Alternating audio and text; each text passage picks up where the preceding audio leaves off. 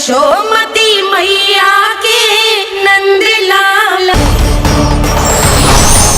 अब यम का पास ही दंड देगा शेष।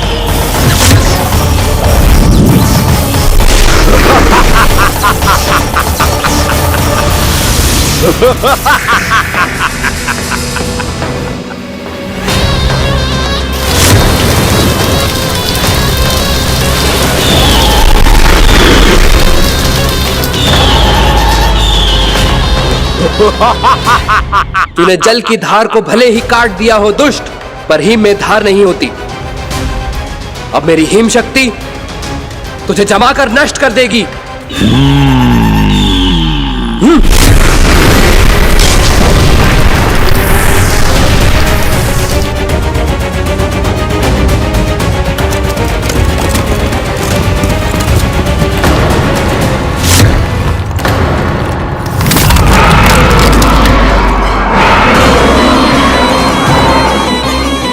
चंद्र, वरुण, यम, अग्नि, इंद्र, तुम में से कोई भी इस योग्य नहीं है कि मुझे पराजित कर पाए और इस विष्णु अवतार की रक्षा कर पाए।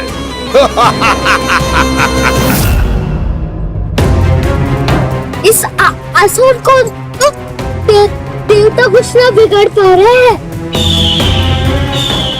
अब क्या होगा खाना का? बकासुर, मैं अपनी किरणों की ताप से तुझे छल्दी छल्दी कर दूंगा।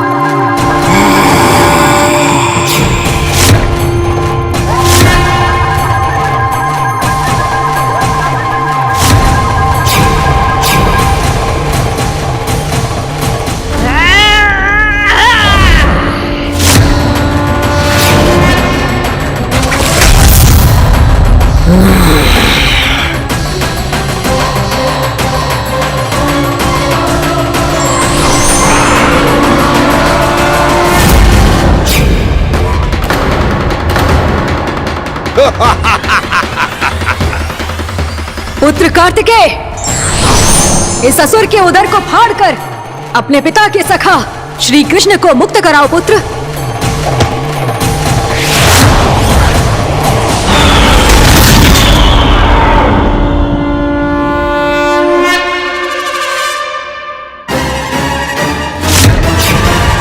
मैंने कहा था, तुम में से कोई भी मेरा बाल भी बांका नहीं कर पाएगा।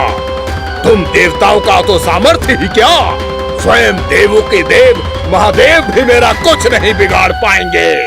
कृष्ण को अपने उदर में ही पचा जाऊंगा मैं।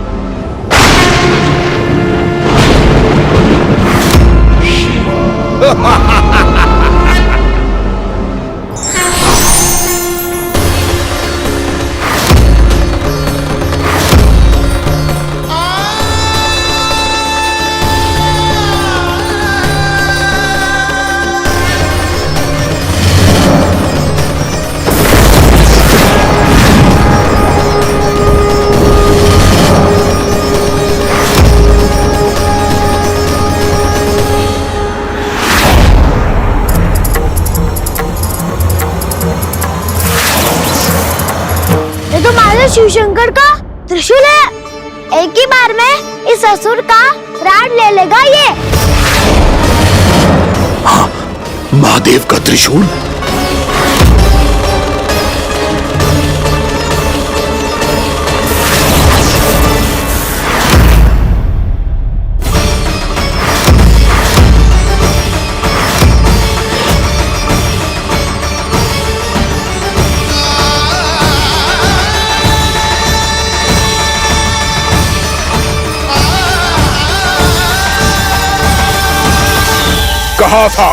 कहा था मैंने, स्वयं महादेव भी मेरा कुछ नहीं बिगाड़ सकते। अजय हूं मैं, अजय।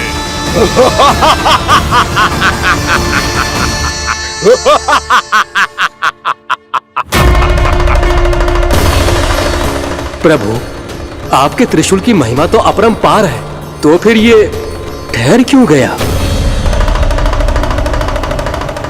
आपने अपने त्रिशूल को वापस क्यों ले लिया महादेव? इस दुष्ट का संहार क्यों नहीं किया? क्योंकि इसकी मृत्यु मेरे हाथों नहीं, मेरे सखा नारायण के अवतार श्री कृष्ण के हाथों ही होगी, और यही विधि का विधान है। पर पिताजी, श्री कृष्ण तो इस असुर के उदर में फंसे हुए हैं, हम उन्हें मुक्त कैसे कराएंगे? ये उन्हें स्वयं ही मुक्त करेगा पुत्र। श्री कृष्ण अपने अपमान से क्रोधित नहीं होते, और अपने भक्तों का अपमान वो क्षण भर भी सहन नहीं कर पाते। वकासुर यही भूल कर रहा है, हम सबका निरंतर अपमान करके वो उन्हें क्रोध दिला रहा है। वो ये नहीं जानता कि शीघ्र ही उन्हें अपने उदर में रख पाना उसके लिए असंभव हो जाएगा।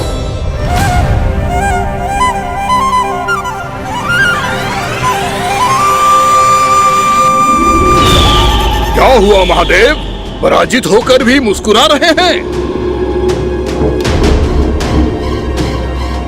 पर अब तो महादेव कहलाने के भी योग्य नहीं रहे आप। असफल देवताओं की इस अयोग्य सेना को लेकर चले जाइए यहां से। ना ये मेरा सामना कर सकते हैं और ना ही आप। मेरी शक्ति के सामने आप अक्षम हैं महादेव।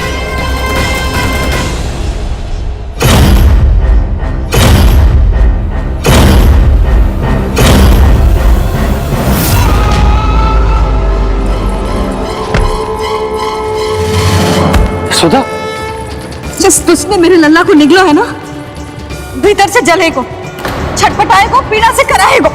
जिस दुष्ट ने मेरे लल्ला को निगला है ना, भीतर से जलेगो, छटपटाएगो, पीड़ा से कराएगो।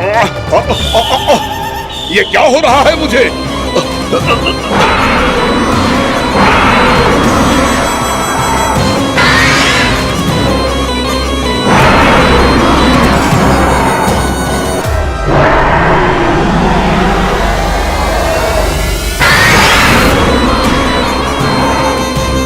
मुझे ऐसा क्यों लग रहा है जैसे भीतर से जल रहा हूं मैं? ये क्या हो रहा है मुझे?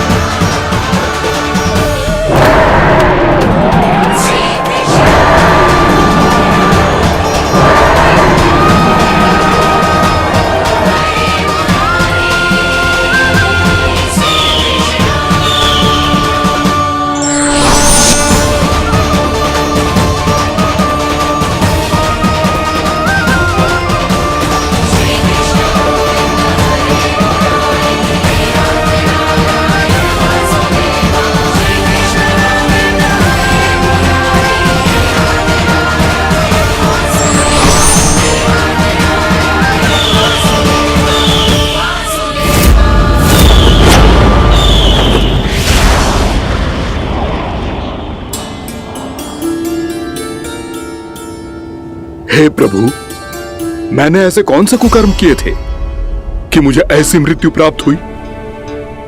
और ऐसे कौन से सुकर्म किए थे कि आपके हाथों से मुझे मोक्ष प्राप्त हुआ है प्रभु? सीमित स्मरण करो हे गिरीश की पुत्र बकासुर। स्मरण करो, कैसे अपने पिता की तरह अभिमान से भरे हुए थे तुम। स्मरण करो, कैसे हमें पराजित करने के लिए पूरी सृष्टि को संकट में डाल दिया था तुमने, और हमें विवश होकर पराजय स्वीकार करनी पड़ी थी। स्मरण करो, कैसे तुमने देवराज इंद्र का छत्र चुरा लिया था। पर यह सब भी पर्याप्त नहीं था बकासुर। तुम्हारे पापों का घड़ा तब भरा था जब तुमने देवी गंगा के जल में साधना करते हुए जजाली मुनि की तपस्या में व्यवधान डाला था।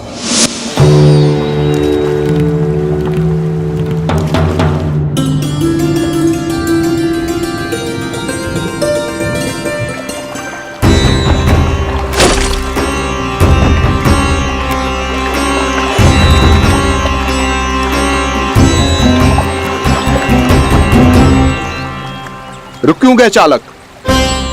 नौका को आगे की ओर ले चलो। आगे बढ़ना उचित नहीं होगा महाराज। यहाँ से कुछ ही दूरी पर जालजली मुनि तपस्या कर रहे हैं। तो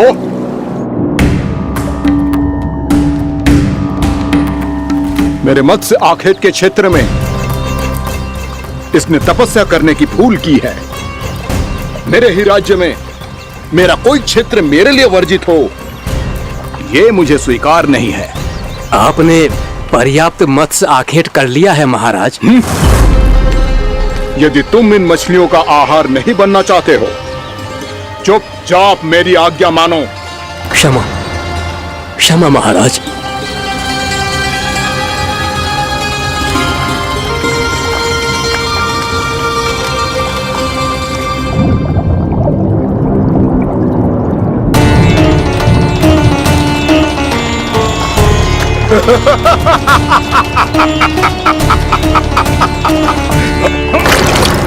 मुनिवर रक्षा कीजिए, रक्षा कीजिए मुनिवर, हमारे प्राण बचाइए मुनिवर, मुनिवर हमारे प्राण बचाइए।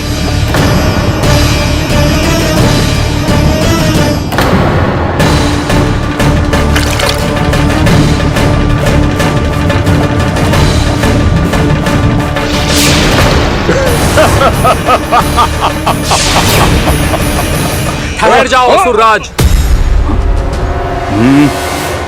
इन मछलियों को हानि ना पहुंचाओ। क्यों मुनि? अब मछलियां पकड़ने के लिए मुझे तुमसे आज्ञा लेनी पड़ेगी।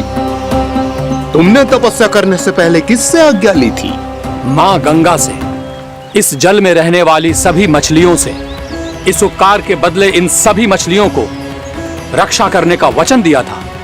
इसीलिए असुरराज, मैं शांति से कह रहा हूं, इस स्थान को अशुद्ध ना करो, चुपचाप यहां से चले जाओ, नहीं तो इसका परिणाम अच्छा नहीं होगा।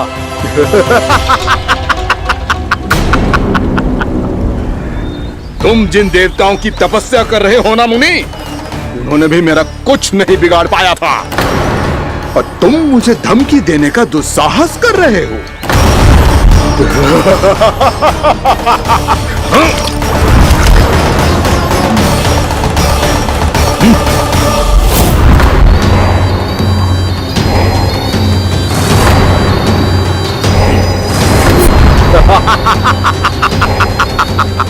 मूर्ख, विचारों से तो तू राक्षस है ही, और स्वभाव से उस बगुले की तरह है जो भूख ना होने पर भी उन निर्दोष मछलियों को आहार बनाता रहता है।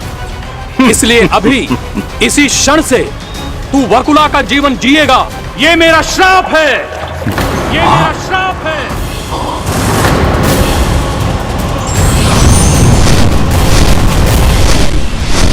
श्राप पाने के बाद तुम्हें आभास हुआ कि तुमने कितना बड़ा अपराध किया था, और तब तुम जजाली मुनि से क्षमा याचना करने लगे। तुम्हारे अपराध बोध को जानकर मुनि श्रेष्ठ शांत हुए और उन्होंने तुम्हें वरदान दिया। श्राप से मुक्ति का एक ही मार्ग होता है असुर, पश्चाताप। तुम्हें अपने भूल का पश्चाताप है, इसीलिए मैं तुम्हें वरदान देता हूं। तुम्हें मेरे श्राप से मुक्ति अवश्य मिलेगी। स्वयं प्रभु श्री नारायण के अवतार इस बगुले के देह के बंधन से तुम्हें मुक्त करेंगे।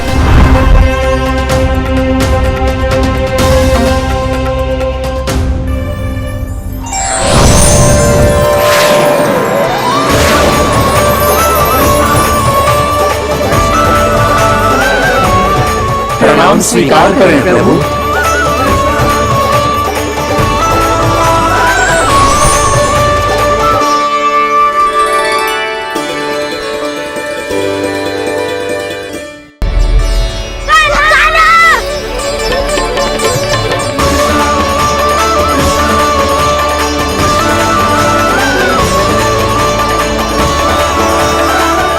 मुझे ना बताओ कि तुम सबने क्या देखा है, चाहे जो देखो है, बस मैया से कछु मत ही बताना। कान्हा!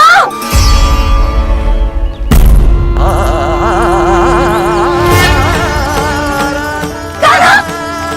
मेरा लल्ला!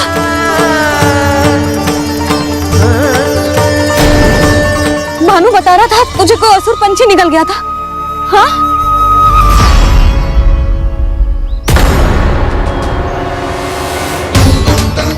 हे नारायण, ये क्या है?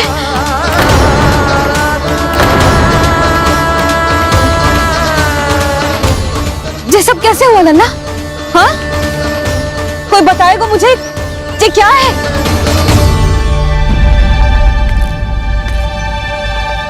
श्रीधामा, मधुमंगल, चिची को सब कुछ बता दो। ये असुर पक्षी मुझे निगलने वाला था रानी भाभी, तभी अंतिम क्षण में कान्हा ने आके मुझे बचा लियो। और ये असुर पक्षी ने कही कि यह है वृंदावन का राजकुमार, नंदराज का लल्ला। इसके होते कोई भी वृंदावन वासियों को हानि ना पहुंचा सकते। रानी भाभी, कान्हा ने अपने प्राणों की चिंता ना करी और इस क्रूर राक्षस से भिड़ गयो और इस राक्षस पक्षी ने इसे निगल लियो। इतना पर्याप्त है भोला काका, सब कुछ बताने की आवश्यकता नहीं है। ये सब देख के सारी बालक मंडली इतनी व्याकुल हो गई कि सबने अपने प्राण अर्पित कर दिए और इस असुर पक्षी से कहे कि हमें खा लो और हमारे सखा को छोड़ दो। इन बालकों का पराक्रम देख के सभी देवतागण यहाँ आ गए और उनके हृदय भी पिघल गए और उन्होंने इस राक्षस पक्षी से युद्ध करके इसे मार गिराया। देवताओं के राजा इंद्र के वज्र का प्रहार तो मैंने अपनी आंखों से देखा है ताई जी। और फिर उसके बाद अग्निदेव ने अग्निवस्त्र का प्रहार किया। जय न काकी, वरुण देव, कार्तिकेय, यमदेव सबने मिलके युद्ध किया इस राक्षस से। कहा था अभी मत बोलना। अरे सब मिलके फंसा दोगे मुझे। माँ भद्रकाली, हमारे शिव शंकर भी आए थे छोटी माँ। जाओ आप भी। बाबा साईता, मुझे लगता है कि ये कान्हा भी इन्हीं देवताओं में से एक है। संभव तो है जीजी, स्मरण है पूतना और तृणावर्त के आक्रमण के समय भी ऐसा ही हुआ था। सभी राक्षस मारे गए थे पर अपने कान्हा को एक खरोच तक न आई थी। हाँ जीजी, मुझे लगता था कि श्री नारायण की विशेष कृपा है हमारे कान्हा पे, पर अब तो देख के लग रहा है कि हमारा कान्हा ही स्वयं श्री नारायण है। या फिर उनका अवतार है ये। अरे बस करो तुम सब, ऐसा कछु ना है। अरे जितनी बात सुनी है उससे तो यही लग रहा है कि कान्हा देवताओं और असुरों की युद्ध के बीच में फंस गया था। उसका इस सब से कोई लेना देना ना है। तो फिर इसके तन पे एक भी खरोच क्यों ना आया नंदराज? हाँ,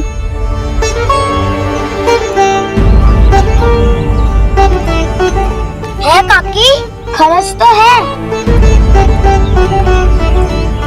दिखा लल्ला।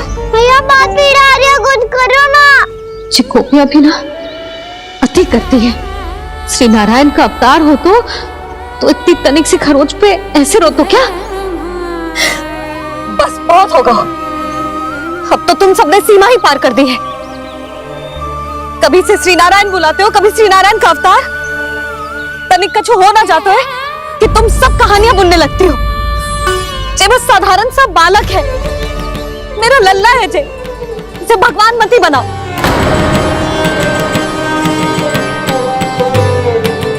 और तू, क्या आवश्यकता थी तुझे यहाँ आने की?